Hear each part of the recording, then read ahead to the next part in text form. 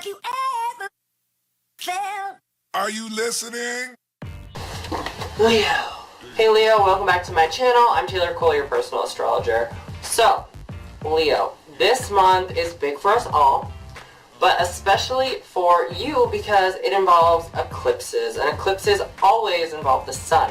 That's your ruling planet. The month starts out a tad bit slow, but on the 5th, things start to change. Okay, so Mercury is entering Pisces, which for you has to do with joint resources, tax returns, taxes. It has to do with like the money that's in your life. It's like in the ether, but not necessarily the money that's coming to you through your every week paycheck or every other week paycheck. It's like bonuses, tax returns, like I said, your partner's money. So all this like extra money that's just floating around, inheritances, all that kind of money.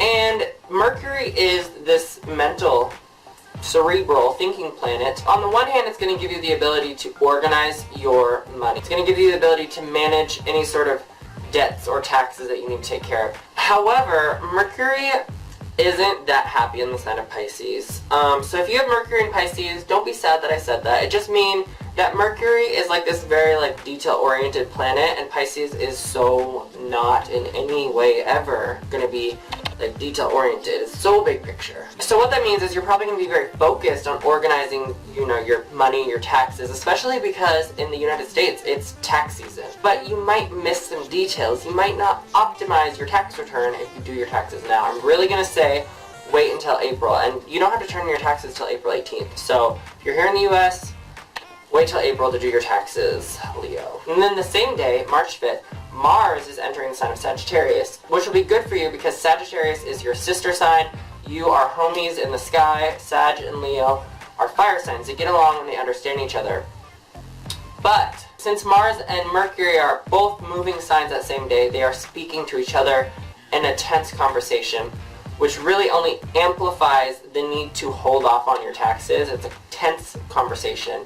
Also, like, stay as far away from a casino as you possibly can. Like, any speculative spending or like splurging financially is so ill-advised. I say get away from anything like that. It's just not good. You just really probably won't have much willpower or self-control. You might make mistakes that lead to debt, no loans. Really just be by the book with your finances in March. Don't do your taxes till April. Like, be on the safe side for sure, times 10 without a doubt. Here's where things like really start changing because we are having the eclipse on March 8th, and it is an eclipse in Pisces. So that's the same part of the sky that Mercury moved into. It has to do with debts, it has to do with taxes, it also has to do with joint resources, inheritances, bonuses, things like that. And eclipses are big new beginnings. Here's where it gets tricky. So normally I would say that this can be a time where you start managing your money in a different way that sort of provides you with a backup source of income. That's what I would normally say, except for the fact that Jupiter is going to be standing exactly across the sky from this eclipse. And Jupiter has been moving through the other financial part of your sky for months now. It's the part that has to do with your paycheck. It's the part that has to do with like just the money you have. It's in the bank, it's just there, it's not other people's money, it's very like stable, it's your money. So Jupiter's been giving you this whole ability to sort of grow in that area over the last several months. You've been probably desiring nice things, you've probably been like purchasing things for yourself. You may have, you know, had a little bit of a pay increase, but now with the eclipse happening across the sky, you're being called to find a balance between joint resources and personal resources. Like, what is mine, what's yours? Like, we need to sort of hash this out. We need to figure out where the lines are drawn between my money, my stuff, your stuff.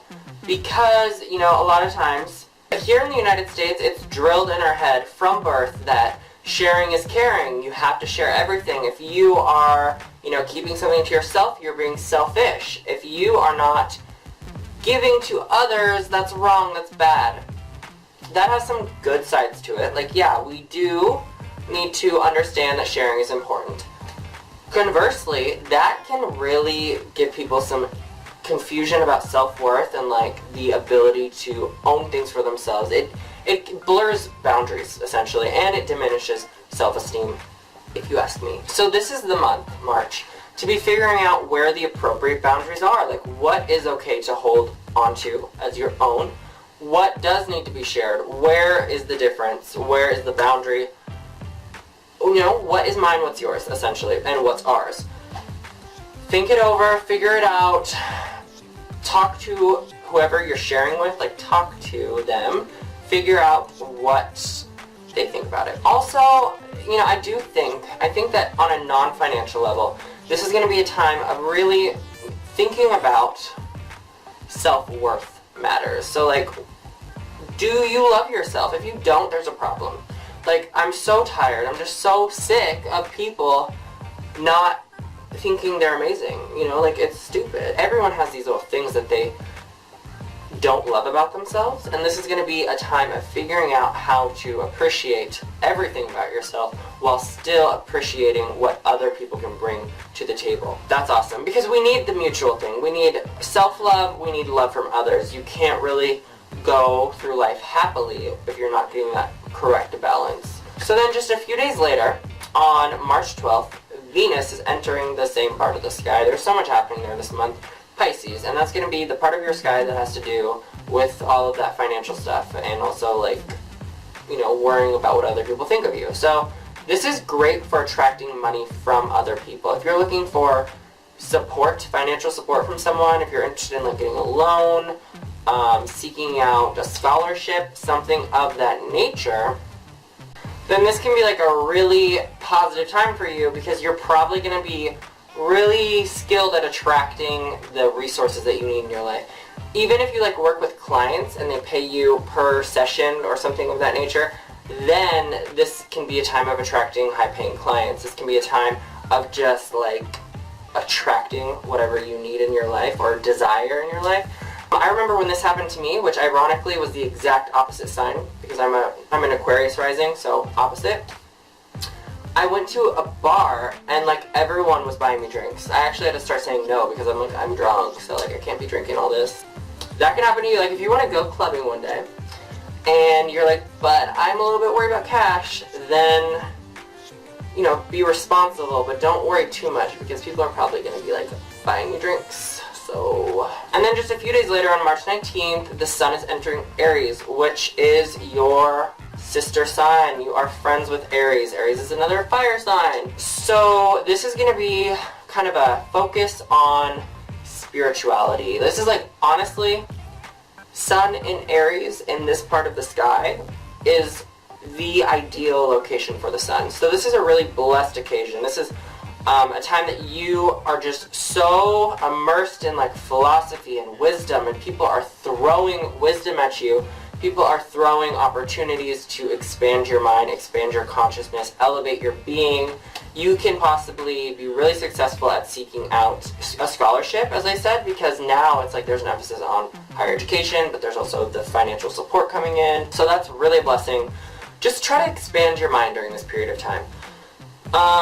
And then just a few days later, on March 23rd, we are having the lunar eclipse. This is a big deal. This is going to ask you to balance fact with faith, reason with belief, and when is it appropriate to rely on faith and intuition, and then when is it that you really need to do the research and really need to know something, like, factually, like, cite your sources now, like, figuring out the difference, figuring out the appropriate time for each. Frequently, people get this idea that, like, faith and reason are at cross purposes and can't be unified. They can't be united. This duality is an illusion. If you think about this, you know, like, I get weird. Do you want to know what I really think? Like, I am so much more spiritual than I sometimes portray, and I think that this is very much like a third-dimensional reality thing. This is like a limited understanding. There is no duality. From a higher perspective, faith and fact are the same thing. There is no need to separate them. That's what I believe. And I don't think you need to go to that extreme where you're thinking about, like, interdimensionality and, like, higher perspectives. I don't think you need to. If you want to, cool, we can talk about it sometime. But incorporating some degree of that where it's like, alright, I don't need to know that this is accurate because I just I know it on a different level. That's going to be something that you can sort of incorporate into your understanding. On a material, physical level, so day-to-day living experience, this can be a time where you are thinking about traveling, moving to another location, going and seeing the world. Maybe it's something to do with school. Maybe it's like you're thinking about going off to college. But it really is just a time of looking at, what do I know? What do I have faith in? What's the difference? Are they the same? Like, where is that boundary? Where's the line? And possibly like a moving scenario may come up. So that's going to be the lunar eclipse. That's going to be a very emphasized time for you. Don't necessarily make any big decisions quite yet. As I said, the energy lasts 6 months after the eclipse, so you don't have to feel rushed. Thank you so much for watching this video. It means so much to me. I've loved all the interaction that I've been getting from you. So I've been getting a lot of questions, a lot of comments, and it just means so much. And new subscribers, so hey new subscribers. If you haven't subscribed to my channel, you should definitely click the subscribe button right over there. Now we can stay connected. You can get updated as soon as I post a new video. But you can also connect with me on social media. So I have a lot of different pages on a lot of different social media outlets. You can check out the description box below to get links to all those pages, and we can definitely connect that way too.